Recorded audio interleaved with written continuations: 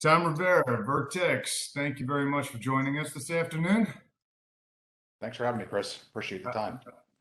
Tom Rivera, you are the Senior Director of Information Services at Vertex, correct? Yes, sir. Part of that sounds like a deposition. I apologize for that. Did not mean to come off as a lawyery person. You mind telling us a little bit about Vertex and what you do and what your role is within Vertex's ecosystem?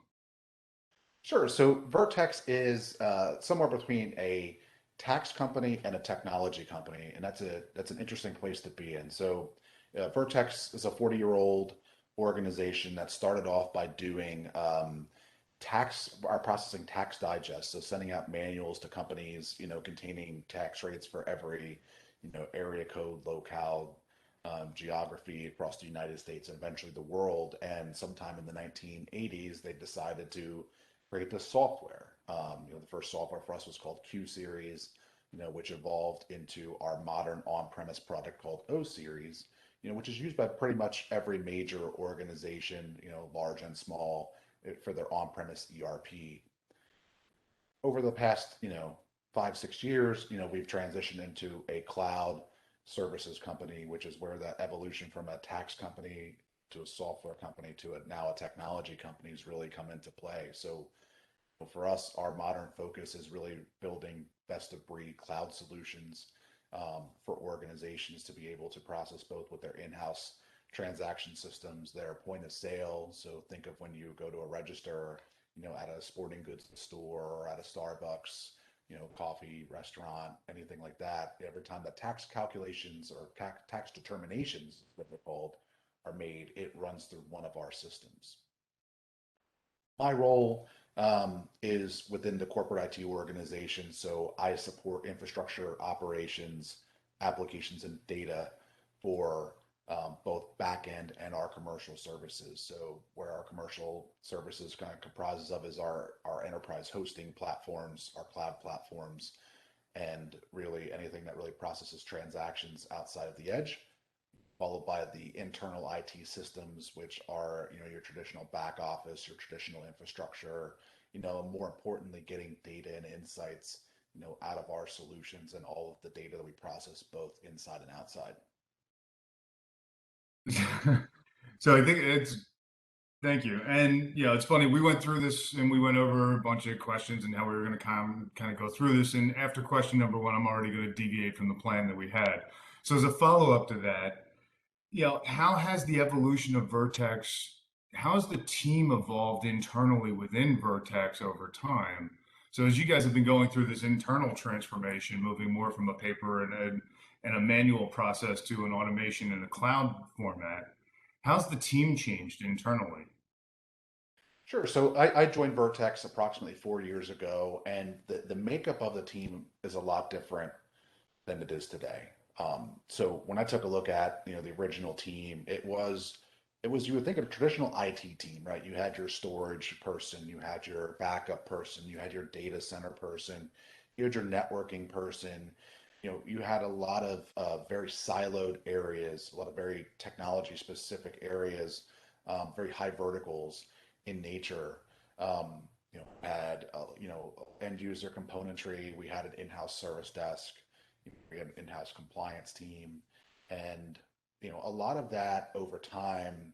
We took a look at the really where we wanted to position ourselves again, transitioning from on-premise to the cloud, and really transitioning from you know verticals, very structured verticals. Again, having that storage person, having that backup person, having that data center operations person, and really starting to transition the team to a core set of strong technologists and leveraging a partner for what would be considered to be like edge technologies or areas where we would need a high skill level but was not within our core vertical set, such areas as like networking, some portions of AWS, and in the telecom space.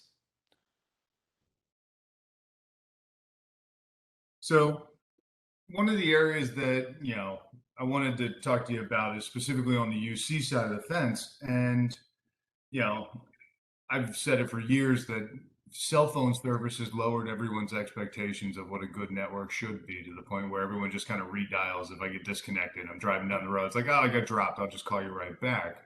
In your vertical, how how critical is the voice services to your business? And talk to us a little bit about the history that led you to where we're at today with a consolidated global platform that's running your voice system. Where'd you start from? Where'd you come from? What was the reasoning behind needing to make that transformation of voice?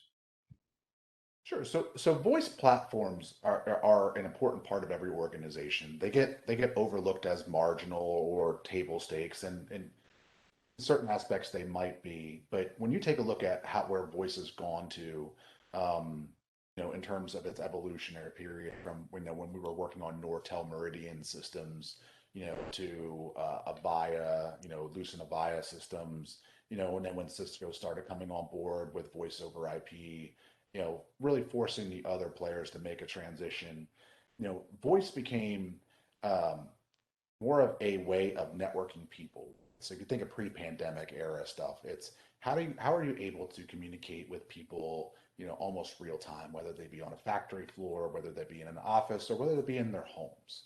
And really, when you take a look at the voice as a strategic enabler in that space, it was really bringing everybody together under one common platform and one common system. It was, taking disparate phone systems and taking copper or legacy copper dials and international numbers and this very convoluted way of reaching each other and really going to extension based dial, conference room extension based dial individuals, including home people at home in their houses. Really, voice over IP was what drove that, and created that growth in that space, which really changed it from I have a phone at a desk to I have a way of communicating with people anyone. So for us, our evolution was when I joined the organization, we had three disparate phone systems. We had a ton of legacy, T series and copper series lines, which are under heavy tariff these days. You know, we had aspirations to get global voice, both from a contact center perspective and from being able to connect our facilities together. Communication, up to that point was done a lot over email, was done a lot over flying back and forth from locations. There was a frequent transit window between two of our offices. Um, when I came on board, I had come from an organization with a very mature voice system, the one that actually made that transformation and connected all their sites together. And I brought that as part of my vision and package to the organization that says we're going to connect everybody, regardless of where they sit.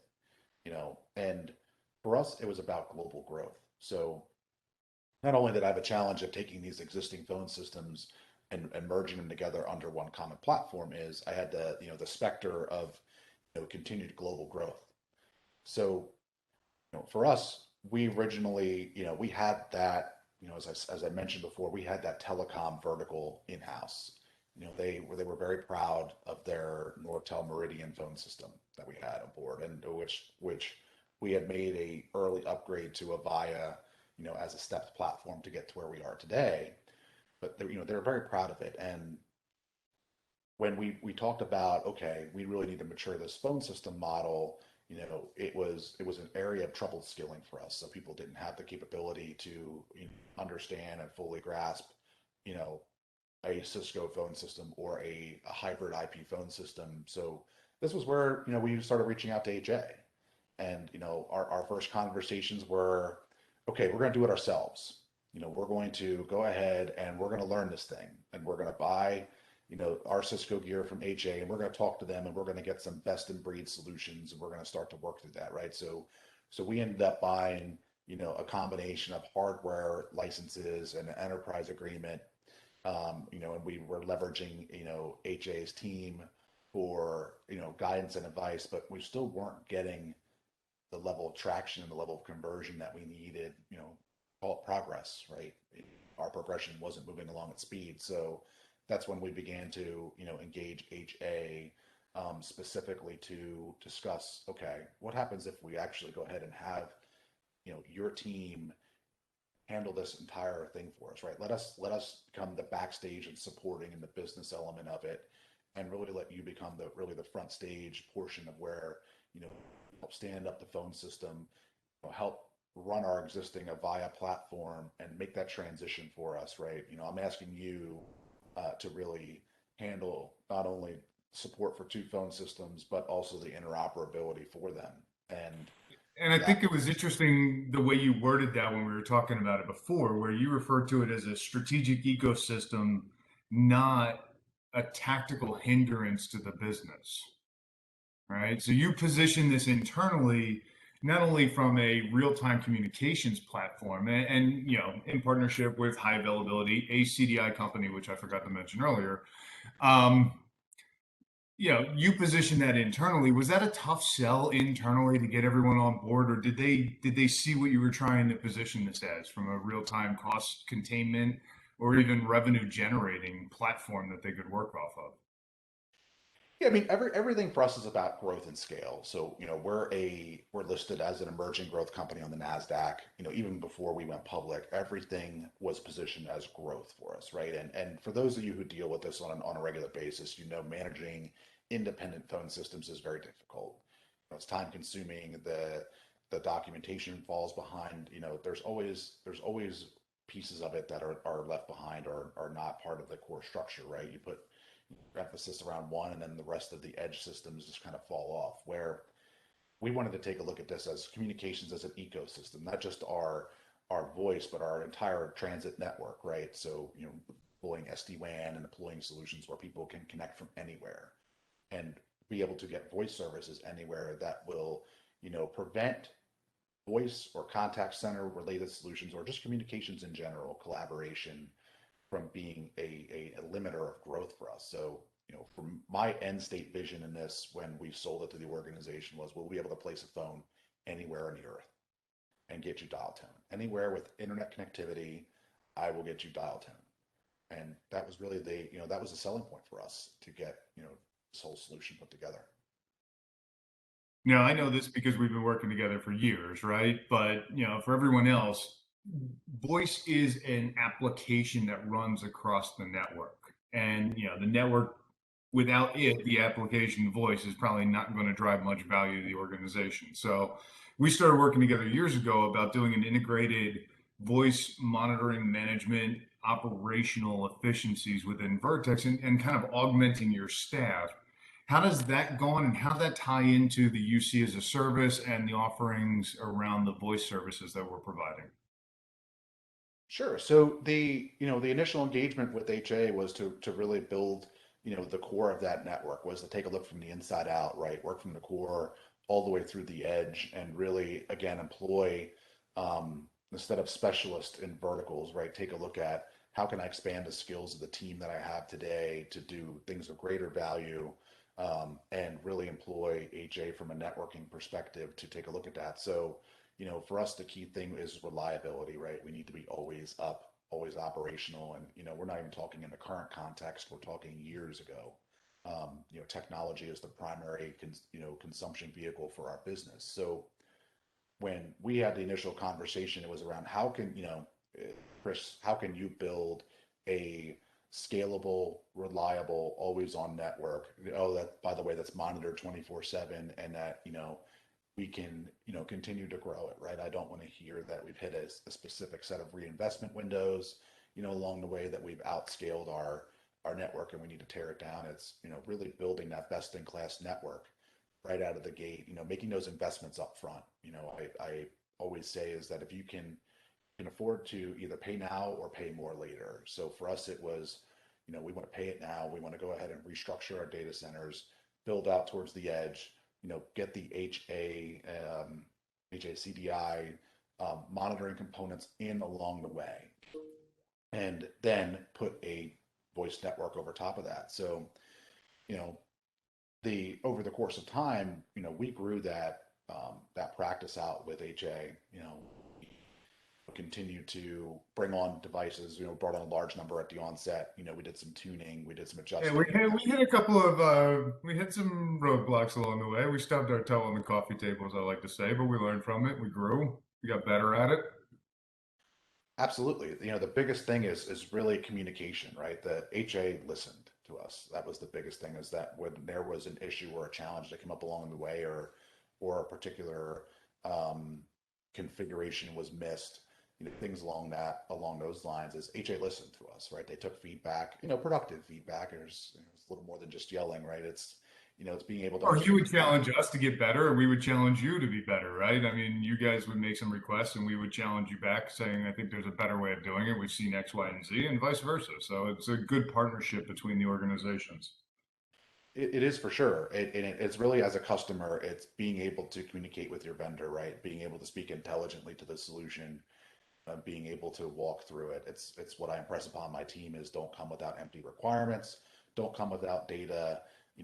Be able to make sure that you're handing them all the information they need to do it. And it's been a great calibration. So, Mhm. for us, it's been a tremendous amount of effort to get all those services onboarded, operating very smoothly. And for us, the UC as a service was just a simply overlay at that point on top of it. Yeah, I was wondering if you could tell a little bit of the story about how you, back in the beginning when you had the disparate phone systems, right? Your journey to Cisco, how did that go? What was that like? And Yeah, so as I mentioned previously, it was a start-stop evolution for us. It was more a evolution versus a revolution, where we thought we were going to do it on our own, right? We bought phones, we bought software, we bought licenses, and it was going to be as simple as our people were going to take one in and replace it with the other. And instead, along the way, again, we struck those challenges, and we had those areas where we determined we needed more support. And that's where we began to, we had a candid conversation one day. I'm like, you have some great talent on staff. I get fragmented portions of their time. I really want to, take this to the next level and be able to, have you manage our service and receive input from us as a customer on how to tune that. So, letting us work closer to the business, letting us work closer to the things of value, to the organization, and really asking, HA to drive the technology forward. So, that's when we had the conversations, and that was where really the determination was made that we were a good fit for the UC as a service product, and the rest is history. you had a pretty strategic initiative around your contact center, and you're overhauling it for modernization. And can you talk a little bit about how that affected business outcomes and interactions, and how you were able to drive change within the organization? Sure. So we are one of our areas of strategic concern is always around the interface to the customer, right? We put the customer first. We are a customer-centric company, not just words on a page, but that's really where a lot of our values are built around. So for us, it's we had a small contact center on Avaya previously that dealt primarily with the on-premise software customers, large enterprise, and in early of 2020, despite the pandemic, there was a plan to overhaul the entire contact center. This included, If I'm not increasing. mistaken, you guys have grown by about 250% during the pandemic in your contact center. Yeah, it was certainly was a plan. The original plan was to grow, the contact center premise both on on site in the United States and also in the Philippines by bringing on new agents in the Philippines. And while that was the original part of the plan, the pandemic did not stop that. For us, we had to make a split second decision, and this is where one of the real shining moments for HA came into play was, when I had reached out and said, we're going to close our doors. Like, we're going to send everybody out. So our traditional agents had a handset, a headset, and a desk in an office. And, in March, we made a decision to close our doors and say everybody's working remotely. And I said, I just simply said to HA, I need to be able to get my CSRs and my entire organization off site, like within a week. Have about 3 to 4 days before I'm going to put the announcement out, we're closing doors, and you need to be able to pivot the entire contact center to work remotely. So taking CSRs that have desks in our offices and making them work remotely. And for us, that there was a very, seamless element for us. I mean, we've made a transition from desk phones to the Jabber mobile, Jabber mobile and Jabber desktop agent. They made some adjustments in Cisco Finesse, and people started working at home. Working across again, the investments you make in the core network, and out towards the edge, really allowed for us to have a seamless moment. So for us, not only, as part of that modernization event, we were forced to go completely off-site as everybody else did last year, took our entire CSR premise off-site. But then over the course of that, we continued to build modernization and worked with HA to redesign our entire, customer service call trees, how they're intaking and processing, and also implement call recording along the way. So, really building the more mature aspects. And the nice part of this was that the team at HA was able to work directly with the business when we asked them to. So, team worked directly with our contact center team to be able to derive and rationalize requirements and then implement them. So it was a. So it wasn't just the technical coding and configuration, but you were leveraging HA, a CDI company, to help, sit in the meetings with the lines of business to understand what the intent was, right? To really get the value that the business was trying to get out of it, and then go back and we jointly came up with the technical requirements and then implemented them to actually get the outcome we wanted. Exactly, and that's a very unique um, area for a lot of people that work in the space. I've done UCAS at prior organizations before working at Vertex, where you had to hand them that. You had to have someone who specifically drove together all the requirements. If you want to make adjustments to a call tree, if you wanted a ring group or any kind of different routing adjusted, you provided them the solution. They would implement it for you. Mhm. And this is where instead I said, hey, HA, CDI company, We're come in. both getting used to that still, aren't we? I am. It's certainly been a big pace of change for me. So, we asked, you guys to come in and really sit down with the business and inform us as an IT organization, what were they asking for? What is the rationalization of that? And can we do it with what we have, or do we need to make additional investments in? It ended up, being a completely seamless solution for us. And one of the nice things is, since, not only is your voice team, but our operations team from a network monitoring and escalation and our network management team, we all work together between Vertex and HA, a CDI company, to enable that transition. So therefore, when the voice guys come back and they have a different requirement, if UC has an additional feature functionality that the network team wants, we're all working as one organization. There's no finger pointing, there's no back and forth.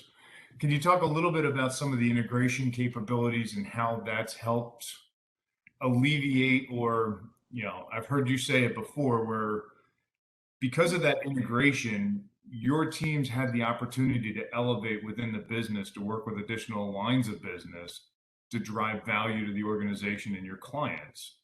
So some of the integrations that we're looking at with Snow and Network and the EOC and the UCAS and the networking teams, right? It's all one organization at the end of the day.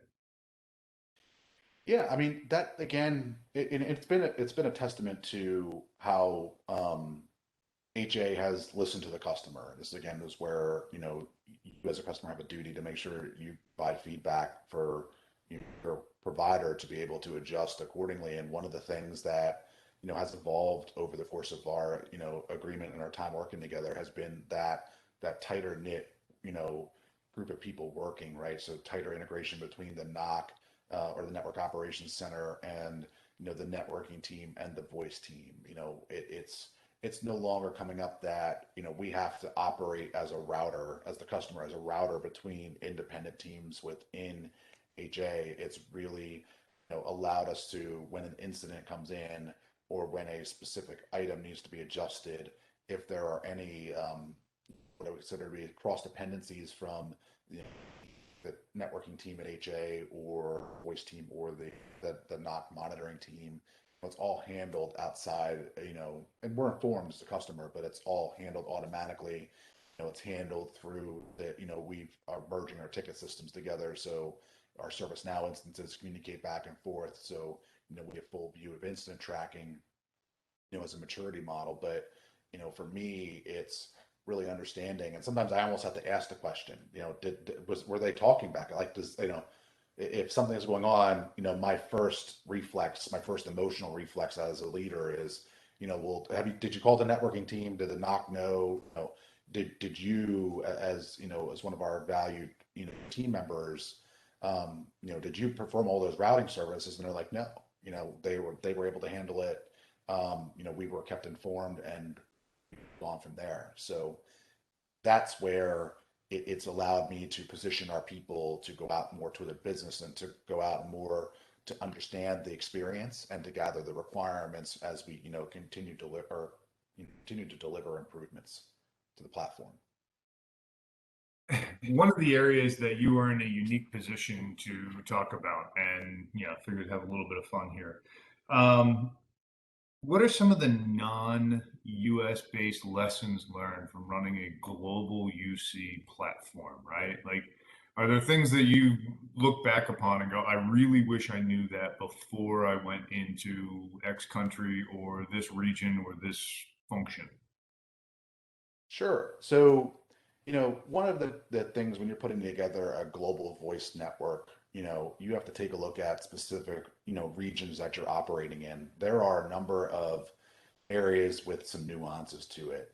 Um, and there are solutions for each of these nuances, but understand that there is no one stop, one solution for voice. And what I mean by that is getting dial tone into those countries. You're going to have to work with a number of providers. For example, in Mexico, you have to use local trunking from them. There's no global trunking service for Mexico. You're going to have to deliver a voice gateway in country, and there's specific 911 or 911 equivalent requirements in Mexico, that's going to allow you. So if you're asking for not extension-based dial in Mexico, but if you're asking for local dial tone, someone to pick up and dial a inbound line in Mexico, you're going to have to place infrastructure there.